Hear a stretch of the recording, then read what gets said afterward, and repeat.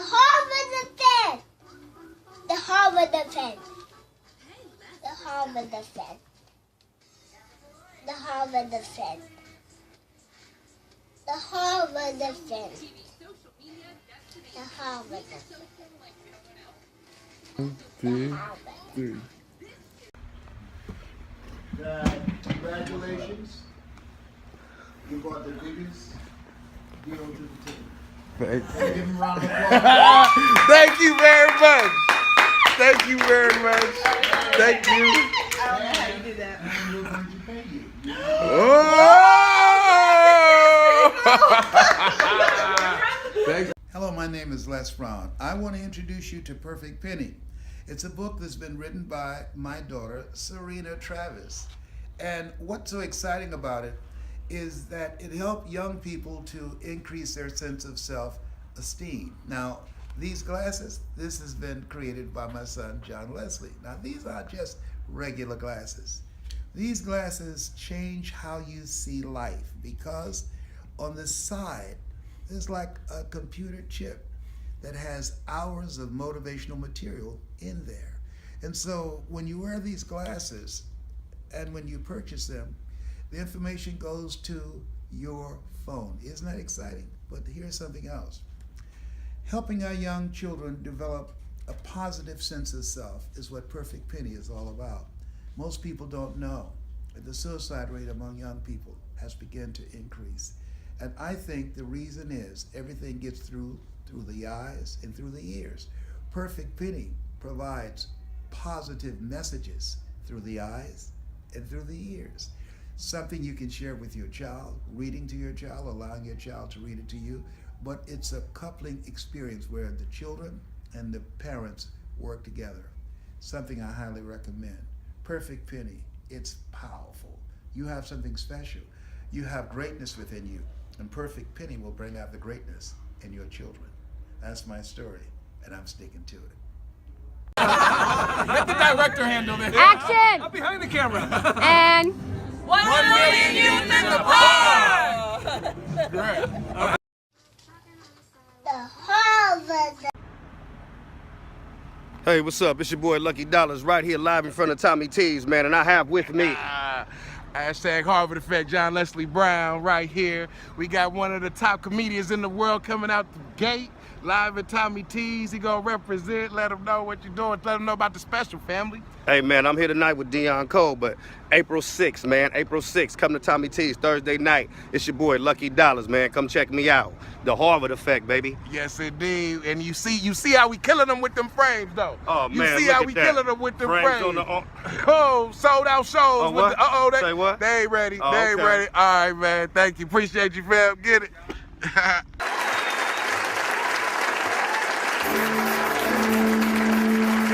Thank you, Legacy.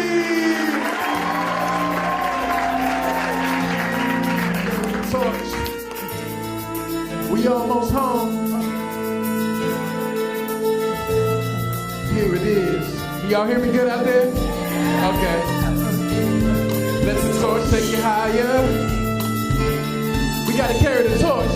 Let the torch take you higher, higher. Yeah. Let the torch take you higher. Anybody ever put a torch inside you before? Okay. Let the torch take you higher, higher. Raise the bar before you end up behind the bars. Talking about high standards. Raise the bar before you end up behind the bars. Bring them up, bring them up, bring them up. Raise the bar before you end up behind the bars. Talking about high standards. Raise the bar before you end up behind them. Raise the bar, bring them up, bring them up. Many years ago, at a high school in Miami, Florida, named after the great scholar, Booker T. Washington. Bring them up, bring them up, bring them up, bring them up. This high school had a contest, and they challenged all of their students to come up with an original saying that expressed their high school beliefs. And they were to write it down and mail it in. Next question. Well, one little boy by the name of Les Brown. He was called PT because he was labeled everything retarded. PT, which stood for the dumb swing. Well, his twin brother Wesley was much smarter than he was. But this little boy pulled out a pen and pad, and suddenly these words came out into the page. And they were right down. He said, shoot for the moon. Because even if you miss, you'll land amongst the stars. Everybody say, shoot for the moon.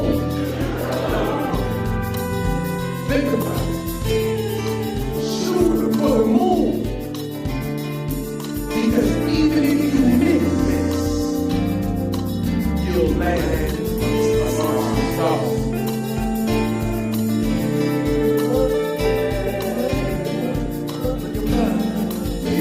Yeah, come on. Well, that quote was read by Dr. Norman Vincent who also wrote The Power of Positive Thinking. And he used that quote to close every speech.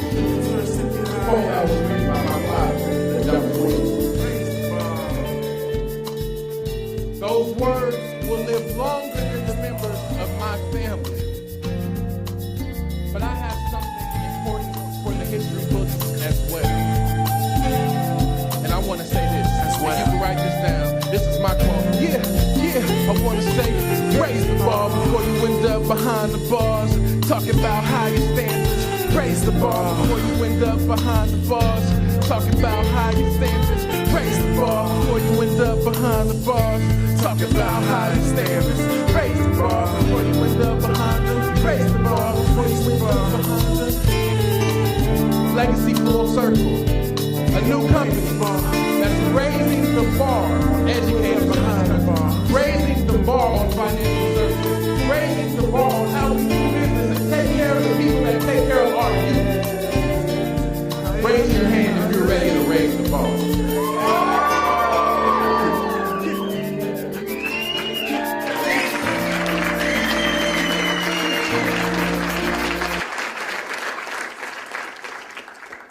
It's such a pleasure to be a part of a legacy coming full circle. Once again, my name is John Leslie Brown, and actually my friends, my close friends, they call me High Hopes. Everyone say High Hopes. High Hopes. See, High Hopes it means what it means. But it's also an acronym. And it stands for a hip-hop intellectual going higher, helping other people everywhere soar. So that's what I mean when I say I am High Hopes. And I'll tell you a little bit about myself and how we came to this journey. You know, when we talk about building a business for the future and really doing something that affects families, how many of you all would love it if to build the type of business that your family could be a part of? Raise your hand. That you could see your children start to generate wealth and that positively impact the people in your household so that they can understand the value of what you're doing. And so it's so interesting. I grew up watching my father change lives. I grew up, some people go to the office with their dad and they put on their suit and tie and they go to the coffee cooler and they say, oh, I have to type. And this is before email, so yeah. But I didn't get a chance to watch my parent go to a job that they hate or that they loved or that they was like compensated for, but I got a chance to watch my father make a difference in people's life. Raise your hand if you want to make a difference, if you want to make an impact with your life. Yes, Benjamin Franklin says something. He says, blessed are those that seek nothing, for they shall never be disappointed. And so By showing up here today, you're making a statement about yourself, that you're seeking something, that you're building for something more. But I thought about that quote, blessed are those that seek nothing, for they shall never be disappointed. What about those that are seeking something? What about those that do have high hopes? What about those that are constantly going back again and again and holding themselves to a high standard? Guess what? They're going to face some disappointments. You know, I was a top motivational speaker. At 14, I was making $2,500 an hour. More than the teachers in my classroom. I was doing that, traveling, speaking to top corporations. But guess what? When you have a legacy, when you're part of a legacy and you're seeking something, you are going to face some disappointments. I'm fortunate to have a father that's a millionaire, but that doesn't take away the disappointments that life has for me. I'm fortunate to be able to fast track a career, but that doesn't keep life from knocking at your door. Anybody understand what I'm saying? And so what happened for me, as we're moving forward, and I have a good understanding about emerging with something new, something innovative, something unique, something fresh. Because when I was speaking, when I would travel and speak to different audiences, I noticed that I was a lot more effective with adults than I was with children. Does that make sense? So here I am. I'm a teenager, so I'm coming into an environment 16 years old with my nice good tie on. And I'm ready, yes, achieve goals and dreams. But they couldn't hear it from me because I wasn't putting it in their language. And so when we're talking about what's so great about the company that you're associated with, you're dealing with people that know this industry with a proven track record of success, and they know how to customize the right programs for the people that need the services. And so what I had to do is I had to say, okay, I have a lucrative opportunity here to speak to adults, but who's going to be the voice for the youth? Who's going to be the voice of hope and reason for young people?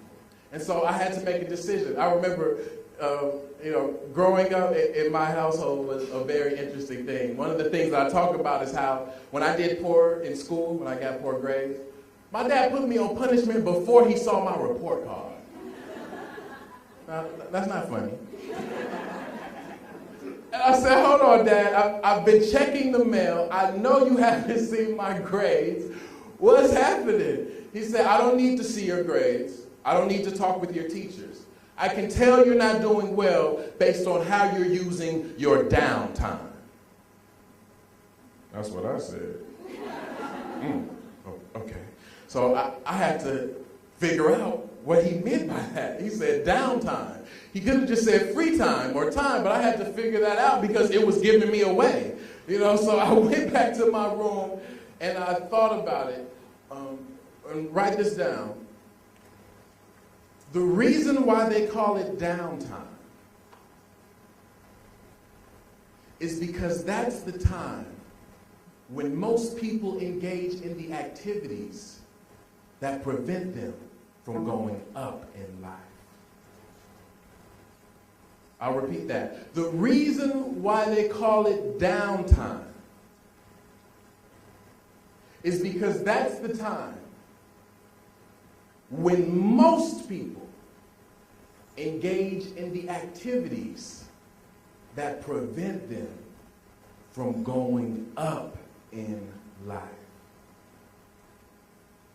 He didn't need to see my grades, didn't need to talk to my teachers. He could tell based on how I was using my downtime.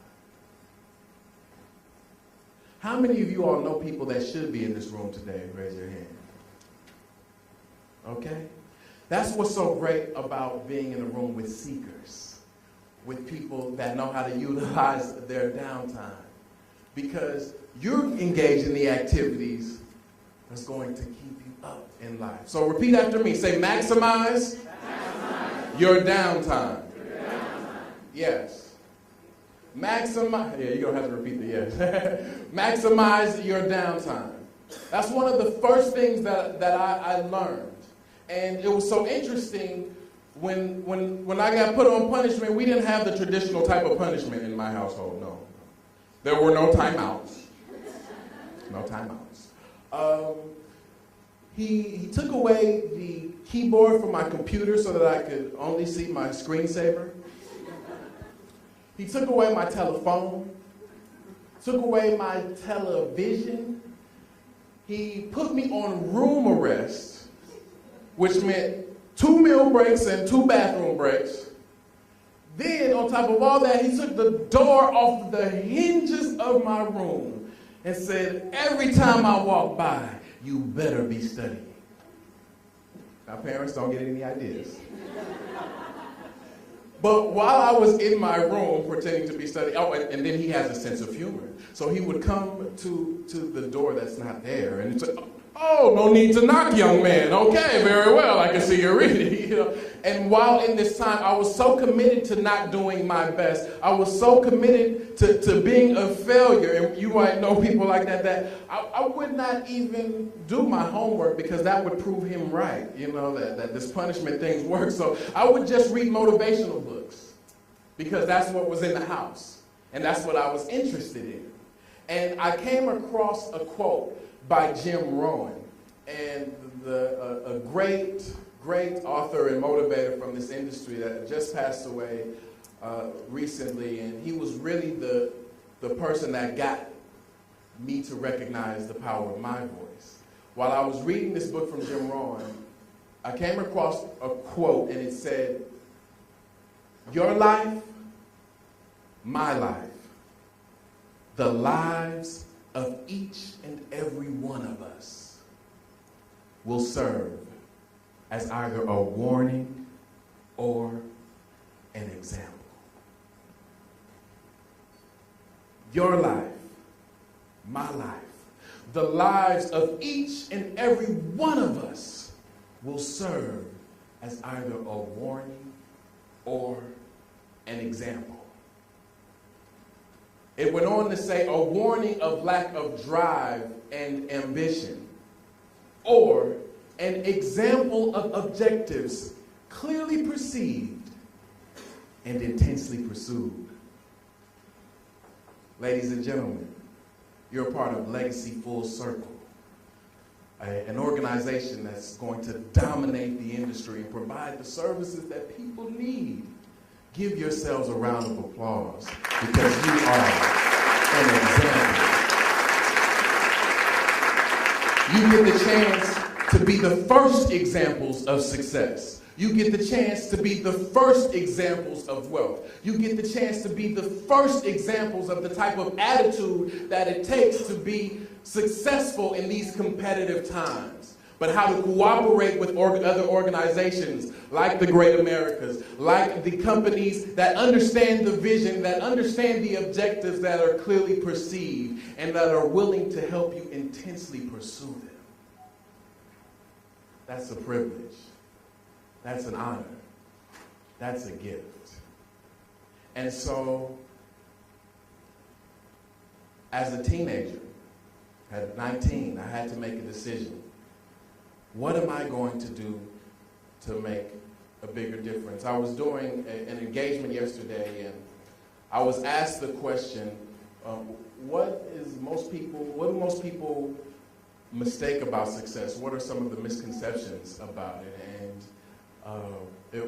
that was very easy for me to answer. A lot of people look at what they can get in life. They come into a company, oh, I'm going to get this real quick. Okay, we're going to make this happen. Oh, right, turn around, 30 days. You know, they have that mentality. Why? We are in a time where people want it right now. Give it to me real quick.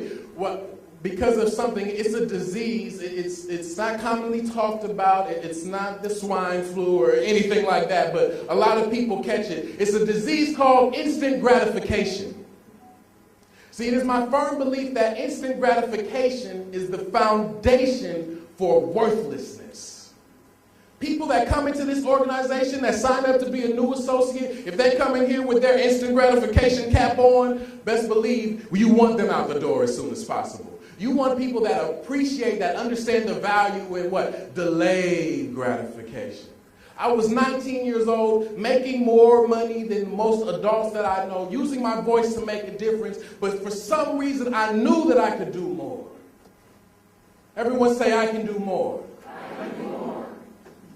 Sometimes, even if you're happy about your success, even if you've achieved a lot, even if you do good and you're not a bad person, you know, other people might know, might not understand, but you know when you can do more. And so I started to think about it, you know, and talking about reaching the youth. If Nelson Mandela told the young people to read for 15 minutes a day, then they probably never hear about it. But if Jay-Z said it, I'm getting my read on, chapter 2, chapter 2, chapter 2, right? And so I said, okay, well, see, when I spoke, I said a quote. I said that if you can turn on the radio and learn how to be a thug, you should be able to turn on the radio and learn how to be a thinker. Maybe that'll get some of these children to appreciate these teachers a little more. If in the car they had to bump and understand the value that the teacher was bringing. I know it's tough, but you know, but that was the goal. So here I am, traveling, speaking, saying this, and it's not enough to just talk the talk. It's not enough to complain. One must correct. And so I was thinking, you know, my dad's quote, shoot for the what? Shoot for the moon. Because even if you miss, you'll land amongst the stars. John Leslie, is being a speaker, just a speaker, not reaching people your age? Is that shooting for the moon? Is just being able to have financial independence and we have a whole generation of young people that are fascinated with degrading women? Is that me shooting for the moon? And the answer was no. I remember one time while I was on punishment, right before I decided to get my act together, I was reading and I came across this question. And sometimes in my family, quotes are really, you know, strong. You know, some families argue over the big piece of chicken. You know what I mean? Some families argue over who gets to, you know, sit in the front seat or something. But in my family, if you have a book of quotes or something, or you had a good quote, ooh, you better watch it. You might get a shoe tossed at you. Okay? And so, but this wasn't a quote. This was a question that I didn't know what to do. And I'm a teenager, and I came across this. It said, if you had to be who you are today for the rest of your life, would you be happy? If you had to be who you are today for the rest of your life, would you be happy? And for me, at that moment, the answer was no. I was not maximizing my downtime. I was not living up to my potential. I was not doing the best with what I've been given on this planet. And so I had to make the decision to do more. I had to make the decision to show up. Everyone say, show up. Show up. Everyone say it again. Now, this is what's interesting. Everyone say, hey. Hey. Say, ho. Y'all see how that was louder? Now, this was my dream, okay? You have thousands of people filling up stadiums. How many of you all know if there was some entertainment in this room today, you wouldn't be able to get seats in here and people would come out if it was, okay? So if Lil Wayne was up here, it would be like, oh my goodness, Lollipop, I gotta go. You know, and you can get teachers, even teach, you'd be like, what are you doing here? What happened? You haven't been in the last meetings, you know? They'll be here to sing that song. But I don't understand how you can have stadiums filled up every day with thousands of people screaming out, hey, and ho, and you can't have those people scream out belief, vision, purpose, success. You have, everybody say success. Yeah, thank you, right?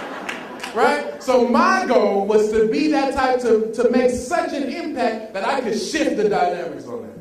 To where in the future, like, oh, you have your audience say, hey, and ho. My crowd screams achievement. You know, imagine how more empowering that is than, oh. Okay? And so everyone say with power and conviction, everyone say, show up. Show up. In 2010, this is what you must do. You must show up. That's why I'm preaching to the choir here.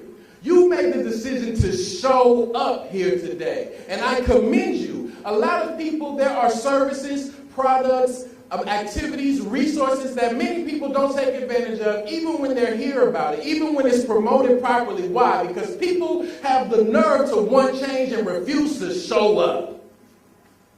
How do you want financial security if you won't show up to get some more knowledge to help with that? I remember I was walking with my father one day, and he's earned over $60 million in his life, and we were walking down the street, and he said, oh, I need a $100,000 idea today. And I said, hold on. In my mind, this is a person that makes $100,000 every couple of weeks, and he has the mindset to say out loud, as if it was something on his to-do list, I need a $100,000 idea today. That's that type of vision that a lot of kids don't get a chance to see their father have. And so, me being the son that wants to make his dad proud, I've got a lot of ideas. So I'm immediately start thinking of which one I'm going to pitch to him. Like, Dad, I got your $100,000 idea. We're going to do this, right? So we catch a movie. It's a rare occasion. And then I learned something from him. We went to Barnes & Noble. He spent $600 on books. Now, some people don't spend $600 on rent.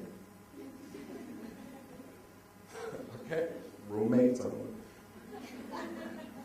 But here he was, one of the most knowledgeable people I know. He said, I want a $100,000 idea today. And he chose to do what? He invested in himself. He didn't show up on the couch. He showed up in the bookstore. So while I'm trying to get ideas from here, he's trying to get ideas from others who have done things that he hasn't done yet. And so that's why I commend you for being in your seat. It's about quality. The quantity will be attracted to your wealth. It's about quality. The quantity will be attracted to your results. It's about quality. The quantity, they'll come when they see you many years from now, when the company is even more developed and established, when the world knows the type of impact, the type of new perspective that it took in order to break away and start something new, using the wisdom and the knowledge of the people before you. They'll come and they'll want to be on your down line. You know, you can't get on my down line 2 or 3 years from now. No, you're my down line. That means we're down to a certain extent. You know what I mean? So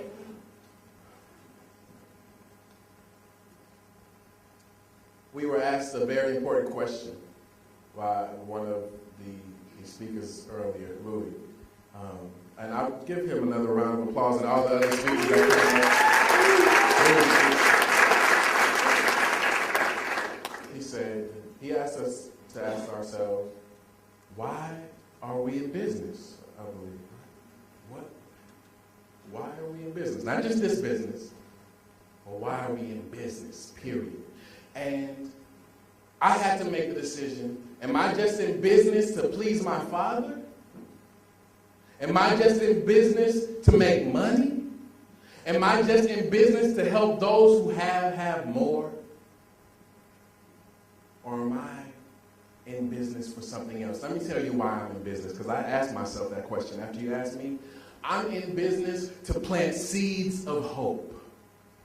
I want you to write that down. Seeds of hope. Seeds of hope.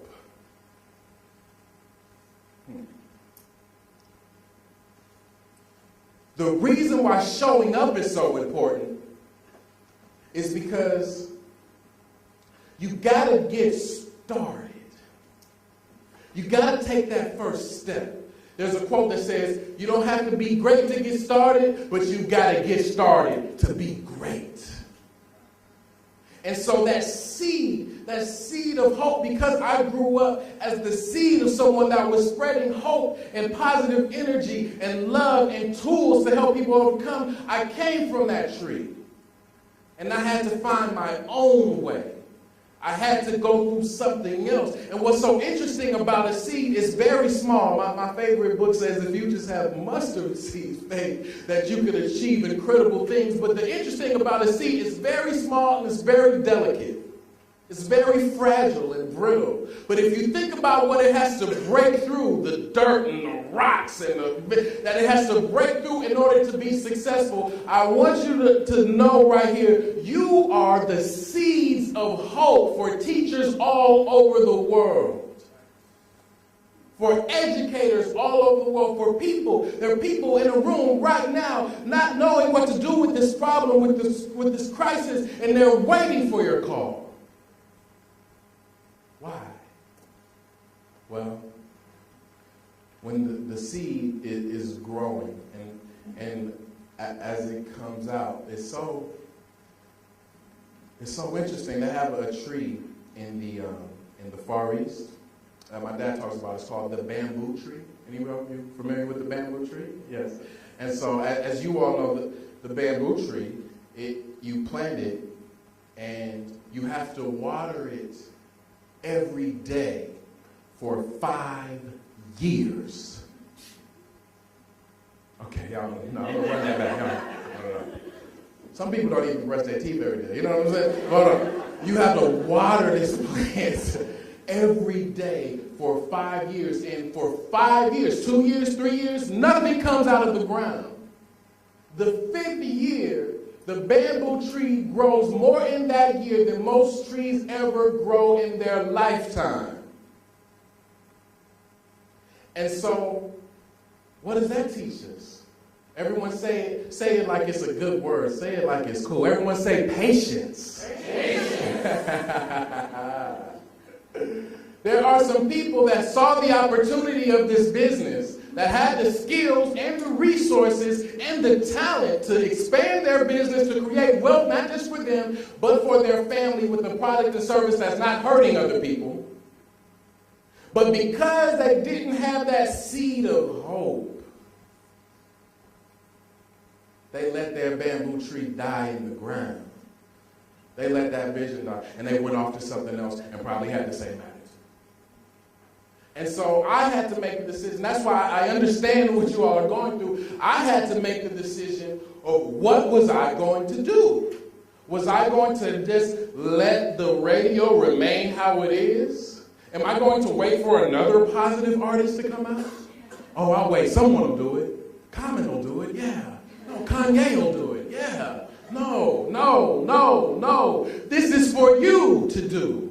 This is for you, John Leslie Brown. This was for you, no one else. Who else better than Les Brown's baby boy to bring a new message on the airwaves? Who else better than Legacy Full Circle to change the way that things are done in this industry?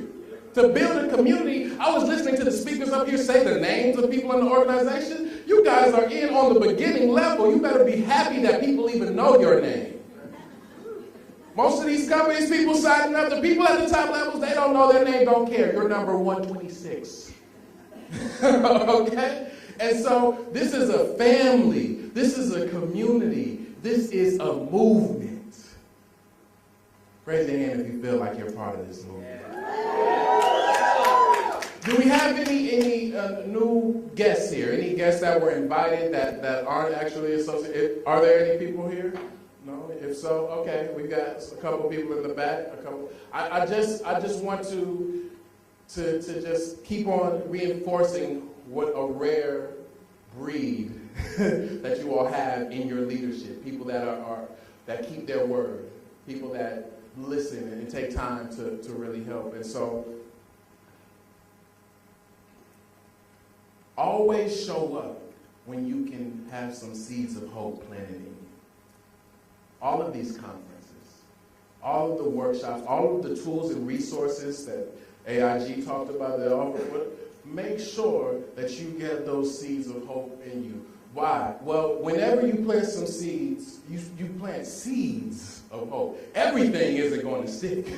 Everything isn't going to take root. The ones that actually come out of the ground, the ones that come out of that beginning stage after the hype goes away, when it's time to get in the hard work, those are the people that have what? Higher standards. Write that down. Higher standards. Higher standards. Someone got up this morning that was supposed to be here, but their higher standards left before they got here. Before they did. They left. Higher standards went. You know?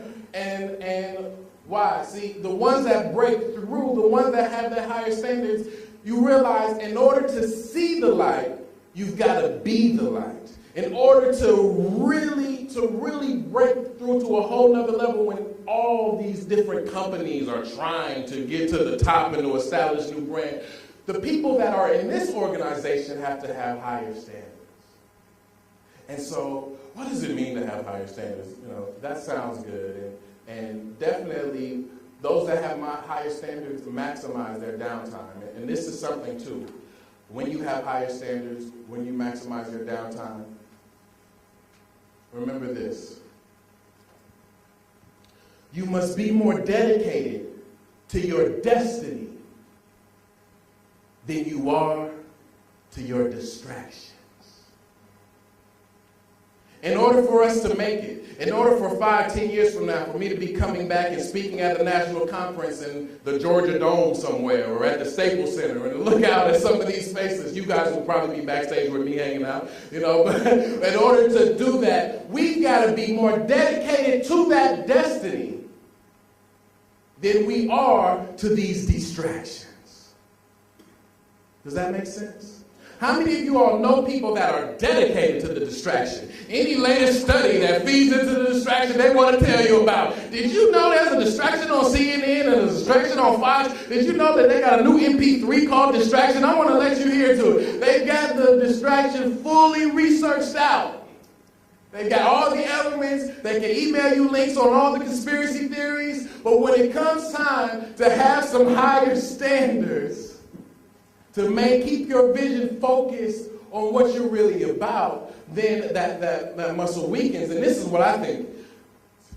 I don't think higher standards is always about making the right choice. I don't think that people that have higher standards have some type of instinctual do-gooder syndrome in them. I don't think that's what it is. Having higher standards is about knowing what you got. It's about knowing who and whose you are. It's about knowing that this company is breaking the mold, is going against the grain, and these are the resources, these are the skills, this is what I have to offer to the planet. When you know what you got. That's why I was able to make and record over 300 motivational songs with no profanity. Because I knew I come from a person that was able to do tons of speeches and to inspire people and to get them fired up without cursing them. Because I knew what I got. I knew. And so when you have those seeds of hope planted inside you, I want you to think about someone that might have inspired you when you were young. You know, that first person that you looked up to, because what happens is the type of passion, and write this down, raw determination. Raw determination.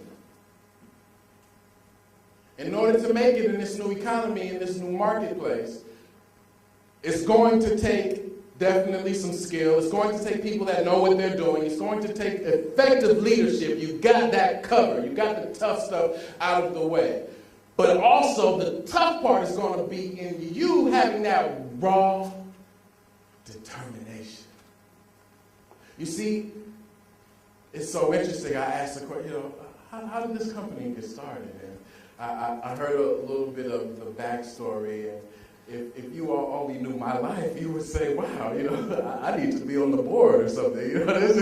This is actually it, because it's about when you grow up in something and when you know something really well and the old systems aren't getting the job done, you know what to implement that can make a positive impact. And so I said, hold on, Dad, I thank you, you're a great coach and everything. I love the speaking thing, but I'm going to be the first motivational speaker with the #1 music video.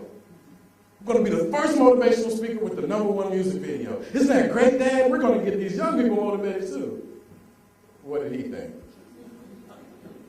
Hold on, you mean you're going to tell me you're going to turn down making $7,000 an hour, which I was at the time, to be a rapper? Have you ever had a vision for yourself that made you proud of who you are, and then you went and tried to share it with someone close to you, and they tried to make you feel ashamed of it? Have you ever experienced that? Have you ever had a vision of yourself that you knew it was big? You know this is worth something, and you try to tell the people closest to you, and it falls on deaf ears? I know what that's like. He looked at me and said, listen, why don't you build your brand in this industry? You're already established. Keep on going. You're still young. Then you can go over there. No, Dad, I got to get started.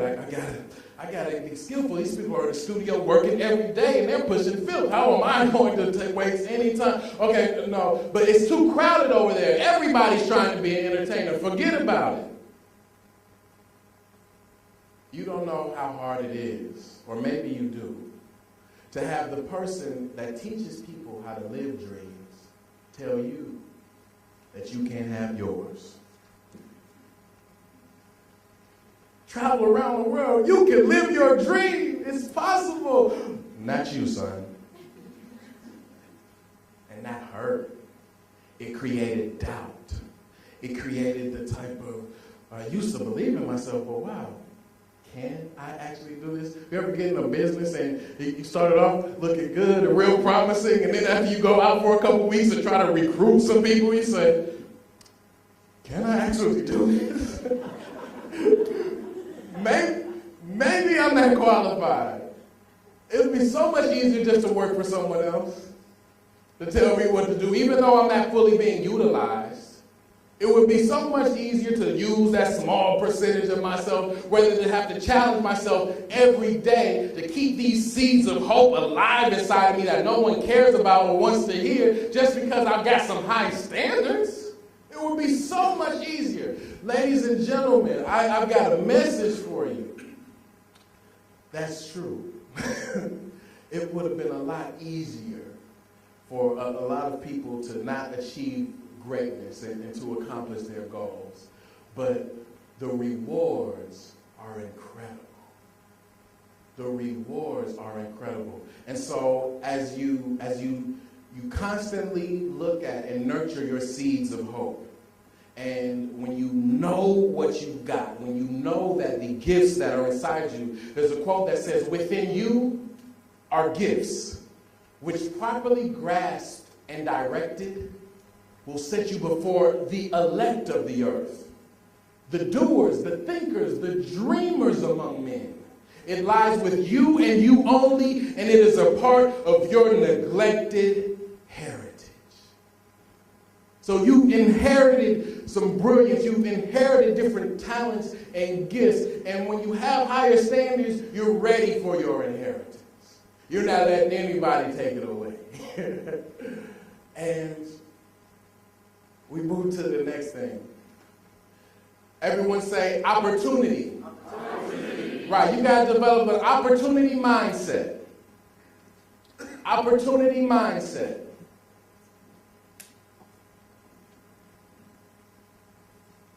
Many people that you go out and that you talk to that are qualified, that actually need the services that you're offered, if you tell them about it, if you give them the information, if you let them know what's happening, and they still say what? No. Guess what they don't have? An opportunity mindset. It is your job, it is your duty as an associate to create that opportunity mindset everywhere you go. When you walk in a room, it should look like an opportunity is here. Have you ever seen that? Ever seen somebody walk in the room and you felt like it was an opportunity? That's how people should feel. When we talk about showing up, it's not just about being present. We're talking about a show. We're talking about having the type of love and dedication for your services and for your craft that provides a show for people. When you walk into a room, it should be an entrance. Does that make sense? Is that the type of passion that can build your business? Absolutely.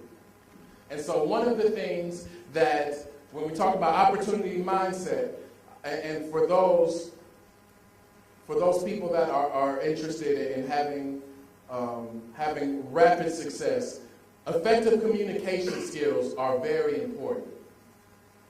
See, what happened was I said, hey, Dad, I'm going to be a positive hip-hop artist. I'm going to represent your principles, putting motivational principles in hip-hop form. He said, okay, son, that's fine, but don't you ask me for a dime. Okay, son, that's fine, but you do your own thing. I've worked hard to give you a position in this industry already. You want to throw that away for some beats? Go right ahead. Ever had that? People say, if you're not doing it my way, don't do it at all. Right? And so I was at a time when I needed someone the most. I had to grow.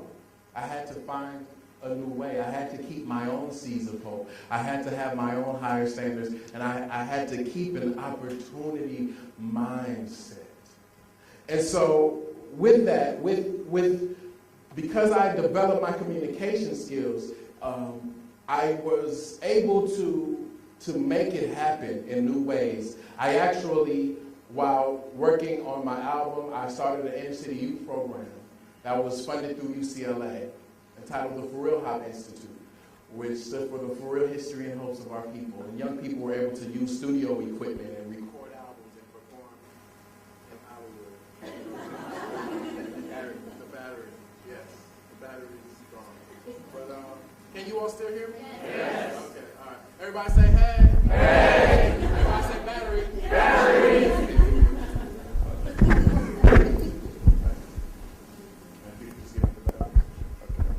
All right, thank you. So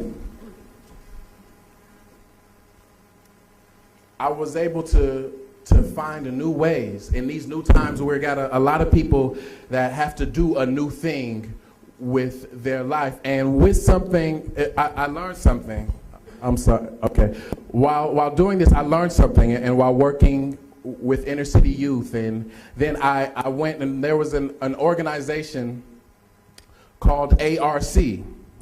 And this organization was started by a woman who actually led the march for the special education in DC. And okay, my microphone's coming back. Yeah, okay, let me wait. Thank you. Thank you. That's better. And so I volunteered there for several months. And I got a chance to do things that a traveling speaker would never get a chance to do. I got a chance to learn from people. So we've got people out here that have low standards. Everyone say, no one rises to low expectations. So here I am, I'm working with ARC, and I worked there for months, and then they actually hire me, and I get a chance to befriend people and to learn things that I think is important for us all to learn, especially in dealing with patience, and especially dealing with our own value. There were students and friends of mine that I consider that it took me 6 months for me to get to teach them the days of the week to write it out. It took me 6 months. It took some people years to learn how to tie their shoes, but yet and still they pay their own rent. They go to work every day. They provide for themselves. They take vacations. We've got people with tons of talents and skills, but whose standards are so low that they're complaining about what they don't have, about what they're lacking, and not seeing the opportunities in front of them. And so when you have an opportunity mindset, these are the most important things that you have to make sure that you do. Write this down. Don't let your group destroy your greatness. Don't let your group destroy your greatness. Have you ever had a friend or a relative that said a particular phrase or saying, and you might not have even liked it or agreed with it, but eventually you picked it up and it became a part of your conversation? Have you ever had that happen? Well, what happens is people can rub off on you. And in Sidney Poitier's book entitled The Measure of a Man, he talks about when you're walking down the street with someone, you'll adjust to their pace and theirs to yours without even noticing it. And the same thing can happen with the rhythm of your life. Have you ever noticed that? When you're walking down the street with someone, you don't say, all right, you ready? Okay, 1, 2, 3, 4, Turner, corn. You know, corner turn. You don't do any of that, right? It's just a natural pace. And so when you're building your business, when you made a good point, it's about selecting the team. As you select, make sure that the group that you form does not destroy your greatness. And these are, and when you're looking at potential candidates, here are 2 tips that you can take with you that help you decide whether or not these people will do that. Ask yourself 2 questions, and it works every time. Who can you count on? And who should you count out? When determining whether or not your group is destroying your greatness, whenever you get a new friend or a new colleague, you want to ask yourself, who can you count on? And who should you count out?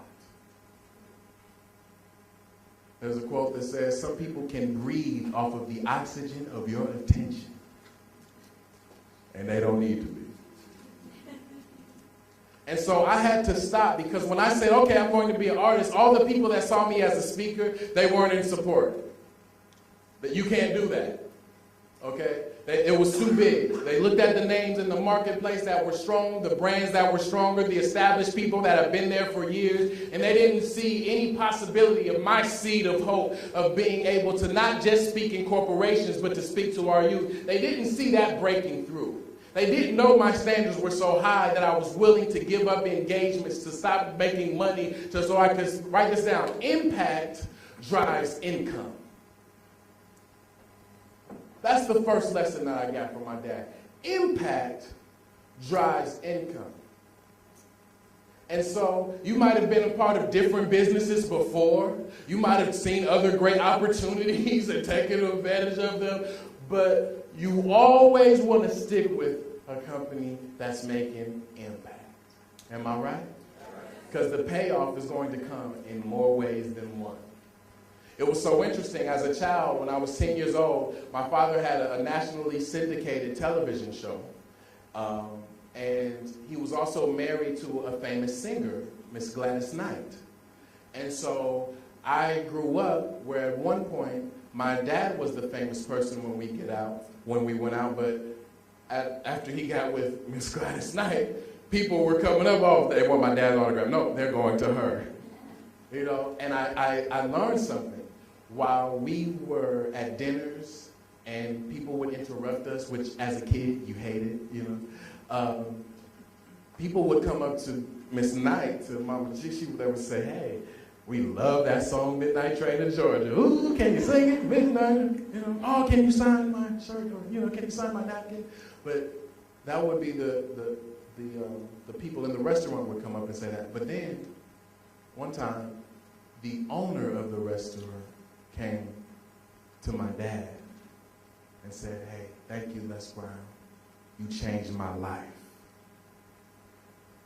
You want to be with a team that can change people's lives. You want to be with a team that pushes your legacy full circle, not just the products. You want to be with the team that plants seeds of hope for the generations to come. When I looked at the program that will be initiated in these schools, all I'm thinking is, what? Opportunity mindset, how can I get down? How can I be a part of that? How can I help? How can I serve? Why? Opportunity only dances with those who are already on the dance floor. Opportunity only dances with those who are already on the dance floor. When you meet a person, no matter how you're dressed or you look, when you shake their hand, you want them to feel like you're already on the dance floor, like you're already part of the biggest, the brightest, the fastest growing company around. Why? Because when you do that, you create an opportunity mindset in the person that you're dealing with. And once a mind has been expanded with an idea or a concept, it can never return to its original state. It would have been a lot more comfortable for me to continue speaking and not to work with inner city youth. It would have been a lot more comfortable for me to just go travel and talk for an hour rather than go to a place every day and sometimes wiping other people's behinds that can't wipe themselves. Trust me, that would have been a lot easy. But I saw what some people could have looked at as discomfort or beneath them. I saw an opportunity in that. I saw an opportunity. And when I listened to the other speakers today, when I heard someone say, bring out the champion from within. When I found out the information about this program, that the title was In the Presence of Greatness, I said, hold on. This is something I want to be a part of. I want to be part of this reproductive process as we make an impact and create new ways of making income. And with that being said, I had to surround myself with people that were musicians, that were artists, that were in the industry. Now this is funny, I had friends that had full studios, that were great musicians and produced, but because they saw me as a speaker, they wouldn't help me. I had to hang around them until I met their friends. And then their friends gave me a shot because they did not have that image of me. And they were able to see the possibilities. If you're dealing with a person when you're recruiting that is stuck on the past, let them go. They talked about leaders earlier and the type of work that leadership requires. And write this down. A leader is a person that does not go where the path may lead. A leader is a person that does not go where the path may lead, but they go where there's no path, and they leave a trail. Y'all like that? A leader is a person that does not go where the path may lead, but they go where there is no path, and they leave a trail. Look at the person to the right or left of you as soon as you're done writing and say, leave a trail. Leave a trail. You don't want to recruit, you want to leave a trail. You don't want to sign people up, you want to leave a trail. You want people to say, hold on, whatever that guy's got, I want some of it. He gets those seeds of hope that are inside me. He gets them going for some reason. I don't know what it is. I'm ready to break through. I'm ready to start applying some of these high standards that I have in my mind because I know what my worth is. I know what I've got, and I know right now in 2010, this is the time when people need help now more so than ever. When there are wealthy people that are going to soup kitchens, trying to figure out how they're going to make ends meet. People lost all their resources, lost their retirement, are not able to afford their insurance anymore. They're waiting for you to create that opportunity mindset. And for those that are interested in speaking and taking that to a whole nother level and monetizing in that way, I'll definitely be a great coach and tool as you develop your business and your platform. And as we move to the next point, I want everyone to say again with power and conviction like it's hearing me for the first time. I need everyone to say willpower. Willpower. Ooh, that was good. One more time. Okay, that was great, man. I feel like it's 20,000 people in here. All right, 1, 2, 3. Willpower. Yes. You know, there is something special about this room. I could be in front of a different audience, give my same presentation, and say willpower in here. Willpower. You got to have something special inside you just to speak up nowadays when it's easy to hide. When it's easy to hide your gift because you won't be criticized. When it's easier not to ask than to have somebody say no. Oh, you trying to sell something? No, I'm not trying to sell you on something. I'm leaving a trail. Follow if you want to. So guess what? Show up. When we talk about showing up, there's a quote that says 90% of success is showing up.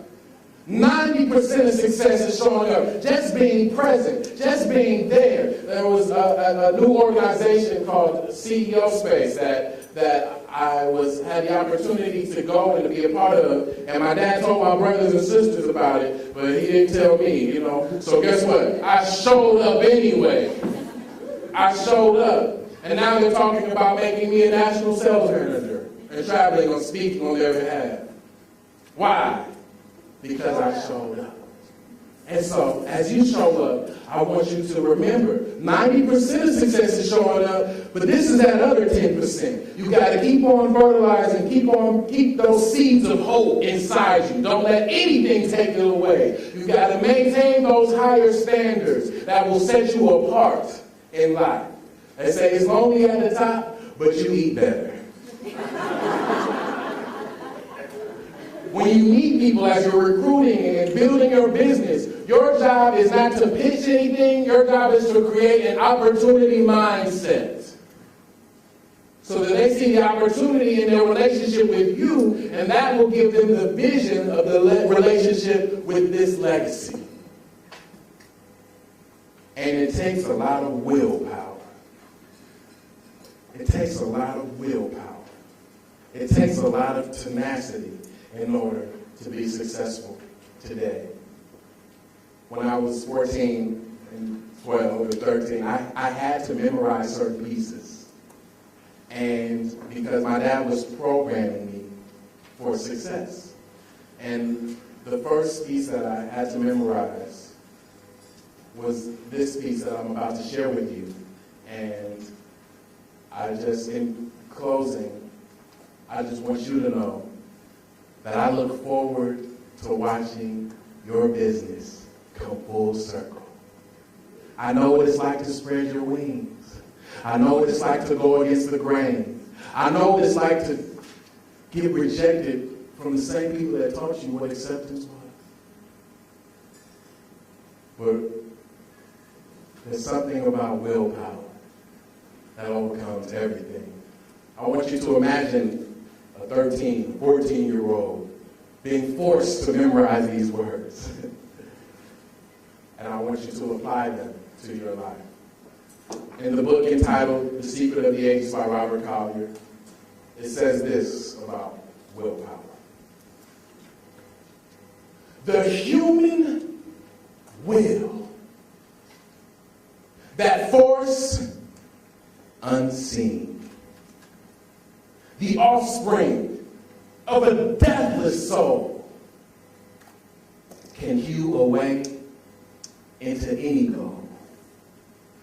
Though walls of granite intervene, you will be what you will to be. Let failure find its false content of that poor word environment. But spirit scorns it and is free.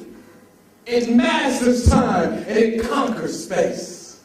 It cows that boastful trickster's chance and bids the tyrant circumstance. It uncrowns and fills a a servant's place. There is no chance, there is no destiny, and there is no fate that can circumvent or hinder or control the firm resolve of a determined soul. Ladies and gentlemen, thank you for being part of Legacy Full Circle. You are the future, you are providing the services, and you are the greatness that the world needs to see. Thank you.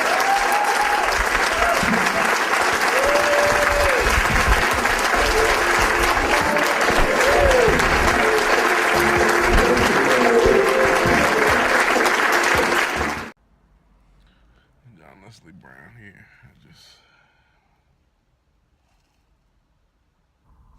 Sometimes it's so hard to try to do something great.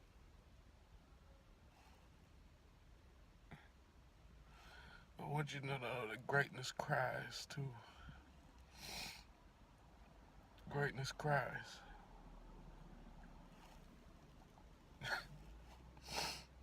When you try to do something great. Don't you think that greatness is invisible or invincible? Greatness cries. I wonder how many great men cried throughout history and we didn't get a chance to see them cry. I want you to see me cry because I'm a great man. And it's tough. It's tough. Remember that greatness cries. I am a second-generation motivator. My job in this book is to share the science of a different type of dream. Not the ones that you have when your eyes are closed, but the ones that you feel when your heart is open.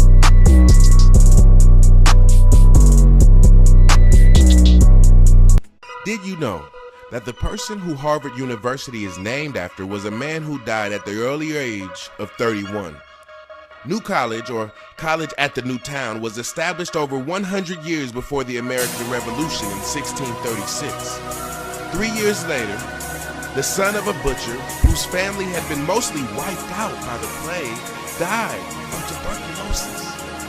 His name was John Harvard.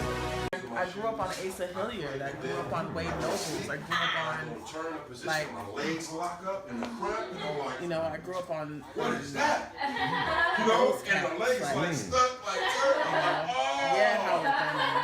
Man, like that's a part of it. Yeah, Howard That's Thurman. regular stuff. That's not, you can't even You know, complain about I know a lot of other kings too. Some of those cramps and some of that. Oh man, Asa Noble. I don't miss that at Asa all. Hilliard. Oh, Asa Hilliard. Excuse me, I'm not familiar with Asa. Wade Nobles. Wade But, Nobles. like I said, it does feel better. Please put me up on game to these kings.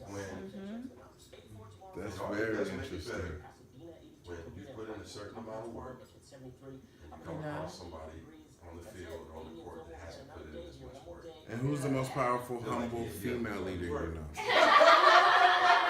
Should have been at work. That's why you got beat. God. There is definitely parts of sports that feeds the ego. That right there, Oh, that yeah. gap Oh, between yeah. your dad and God, that's where you are, okay? It is, We it is, need especially mighty when you- female you're right. leaders It's a- who it's a know big no thing. humility so that the You're world right, will because never the reality forget their is names. it's a team We thing. need 5 mighty And female the leaders who are individual comfortable with piece saying, of- I've learned more than you That's can the forget, larger so I'm piece. here to That's the teach you. huge We need mighty female leaders who don't be, who aren't afraid of their own power and don't try to follow the followers. You know how many following? So many people are following the followers because they have an assumption about leadership. And you've seen it. They think that leadership is essential. And they don't care about the progress of it. And so, Okay. Hi, it was so nice to meet you. Nice to meet you too. Bye. Sorry, you You're good. You're good. You guys are videotaping Everyone in this whole conversation. Bye. Thank you again. Bye. So now you know okay. actually. We're having a housewarming next soon. Yeah. You guys, Yeah. We're in Sherman Oaks. Yeah. Okay. Let It'll us be a know. drive for you guys. I know. I've been to Sherman Oaks before. Okay. Yeah. we'll have flowers. Okay. All right. Okay. Hybrid. That sounds up there. Alright. I gotta help you out. Oh, Yeah. let's talk. Like that's Shaded, weary brother, John Leslie Brown. Come on.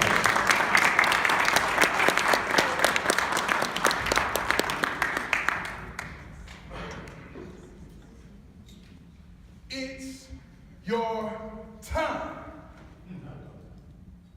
You know who I'm talking about. You. It's time to leave the stage behind and be real. And there's nothing real about what you're doing if you're lying to yourself. Don't you want to be happy? Don't you want more out of life? Well, to tell yourself that satisfaction isn't enough. We all want fulfillment.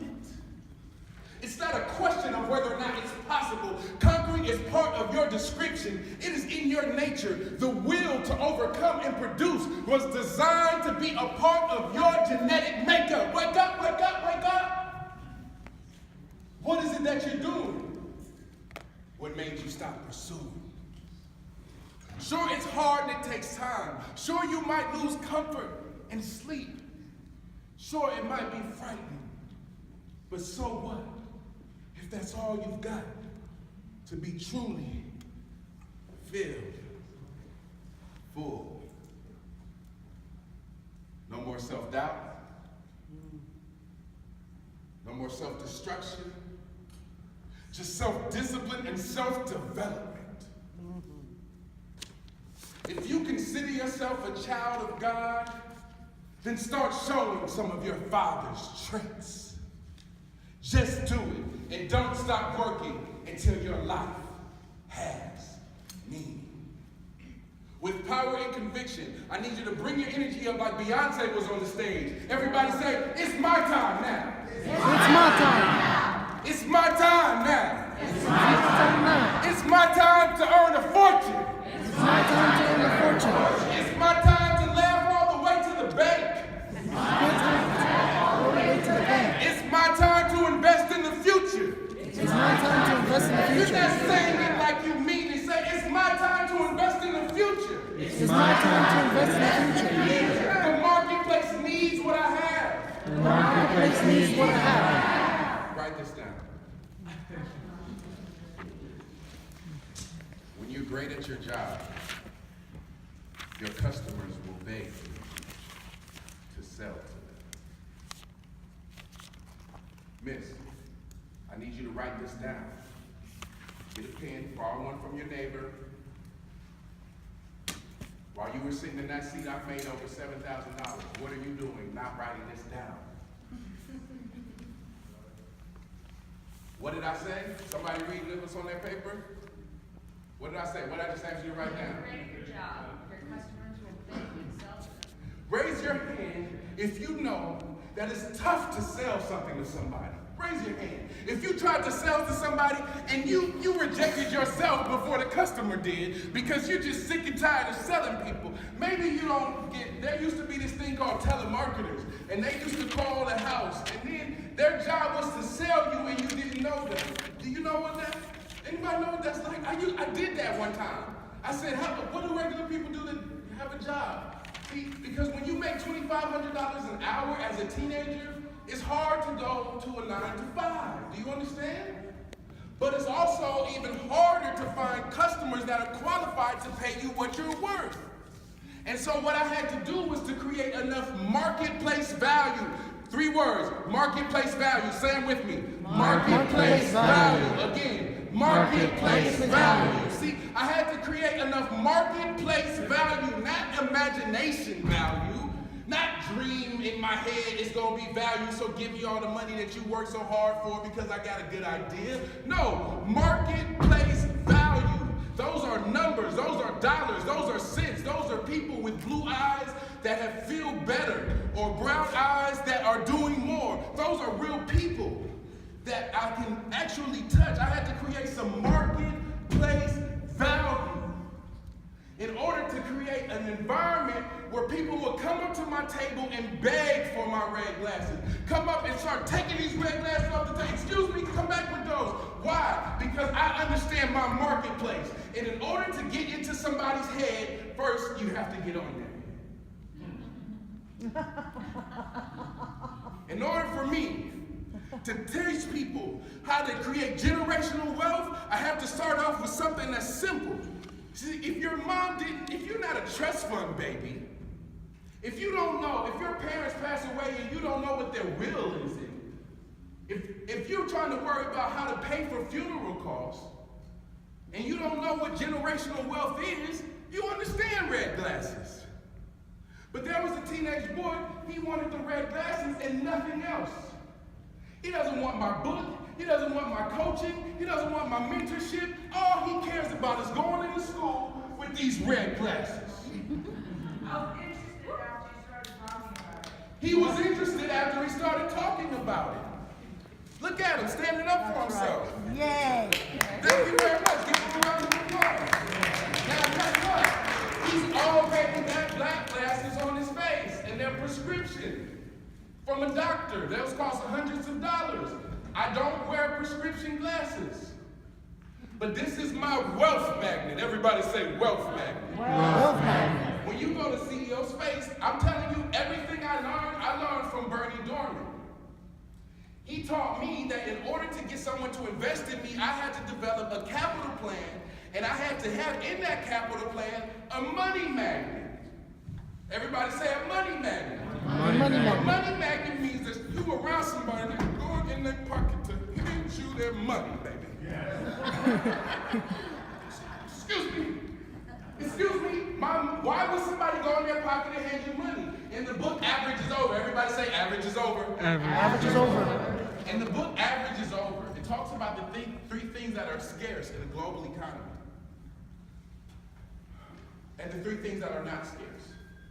One of those things that are scarce is intellectual property. Intellectual property. One of the things that's not scarce is money in the bank. See, when you break the 6-figure mark and leave it behind you, and you pass the 7-figure mark, the biggest problem that you have is, where do I put all of this money in the bank? If it sits in the bank, it's collecting less interest than it can if I give it to somebody who's going to sell 200,000 pairs of red glasses at $200 a piece in the middle of a 4-month time period. You see? Your money is able to grow rapidly, exponentially, if I get the glasses for less than 25 cents and I sell them for $200. Now, all the times that I wondered and I said, listen, I'm John Leslie Brown, I'm Les Brown's baby boy.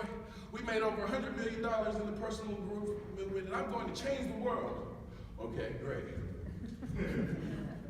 Which one do you want to invest in? Les Brown's baby boy, the one that's going to change the world, or the person that's going to sell 200,000 pairs of glasses in 4 to 6 months and get them for 25 cents a piece? Which one? Huh? The glasses. The glasses. Everybody say the glasses. The glasses. I need 11 volunteers, please. 11 volunteers. There's 1. There's 2. There's 3. 4, 5, 6, who else? 7, 8, 9, 10. Actually, go to the back. There's 11 glasses on that table. I want you to get them and come up right now. 11 glasses. I want you to clap, but better believe these are not free. If you don't purchase my program, you will give them back to me. Because let me tell you something. Someone came, and they said, oh, can I have these? Can I go? And it's so funny. You don't know how much they cost me. You know how long it took me before I turned this idea into a business? You don't know how long I went and found the right fulfillment center? You don't know what it cost me extra to get the Harvard Effect logo on these? You don't know how much time I spent setting up an investment, a deal with the merchandising department at Harvard University to put these in the bookstore as the one place you can have them? You don't know what that cost me, and you want my glasses for free? If I give them to you free, I'm thinking that you'll like me more. I'm thinking that you'll like me more, and then maybe one day you'll spend some money with me. Come on up on the stage. Come on up on the stage. I'm thinking if I give you my free glasses, that you'll like me. But guess what? cannot feed your 3-year-old son. People that like you will not help you with your child support payments if you have a baby out of wedlock. People that like you, they don't help you pay for that condo in Cambridge or the Sherman Oaks estate. People that like you don't fill up the gas in your yacht. Does that make sense? Raise your hand if you like me even though I don't want you to. Mr. Grammy told me this. He said, listen, man, nothing's funny when you're dealing with capital. You don't need to smile. Nothing's funny. What I'm going to share with you, I haven't gotten to my content, but I just want you to know that this right here, this is called casting. Everyone say casting. Casting. At Disney World, you're not an employee. You're a what? You're a cast member. You see, right here. This is the power of what he taught me. This is simple. People can understand this. Those glasses cost $200. If you look online for red glasses, you get them from $89.99. But what you don't see is on this little Harvard Effect, this QR code has over 10,000 hours of motivation on it. We're going to do weekly conference, monthly conferences, and when you see me and when I conference you in, some of you all work on Wall Street. Others of you all, they're launching a fitness business. Some of you all, you're going to be going into video production and dominating, helping people build their YouTube channel. Right? Nod your head. If I did not identify you, okay, guess what? Now, over 10 years, we're going to work together. We're going to have conferences, video conferences, and when I call you, I want to see your red glasses on, okay? And then I want to see your Harvard Effect t-shirt on. And what these glasses mean, take them off, raise them up. This means I am brilliant. Say, I am brilliant. I am brilliant. This means I am part of something bigger than me. I am part of something bigger than me. If they can't see my vision, I still do. If they can't see my vision, I still do. As a matter of fact, I see it first. As a matter of fact, I see it first. Put the glasses back on. How many of you all wish you would have been one of the volunteers now? You know why? While you all are sitting on the edge of your chair, they're on the cutting edge. While other people are still sitting on the edge of their couch, they're on the cutting edge. Over the next 10 years, I want to know how much money you have in your bank account. I want to know how many hours of sleep you get a week. I want to know who are the top 5 people that you communicate with, and I want their cell phone numbers. I also want to know how much free time that you have a week. I want to know all of that right now. And over the next 10 years, we're going to create some goals and measure and see exactly the impact of the Harvard Effect. Dr. Myra White, lead psychologist for Harvard University, called Harvard Effect a magnum opus. Everybody say a magnum opus. Magnum opus. You got to move around in your seat when you say that. Come on, man. A magnum opus. I didn't know what that was, but I know what it isn't. I know it's not one of those things that just sit on your shelf. You don't even earn these glasses until you read the Harvard Effect. By the time you put these glasses on, you're going to know what it means. You'll nod your head and you'll say yes, but if you leave out of here without, what did Mr. Dorman say? Incentivizing. You earn these glasses. How long do you think it'll take you to read a 135-page book? How long? 2 weeks. 3 days max. An hour. Look at this. Look at this. Now everybody, raise your hand if you have a smartphone. Raise it. Okay. Pull your smartphone out right now. Right now. Pull your smartphone out right now.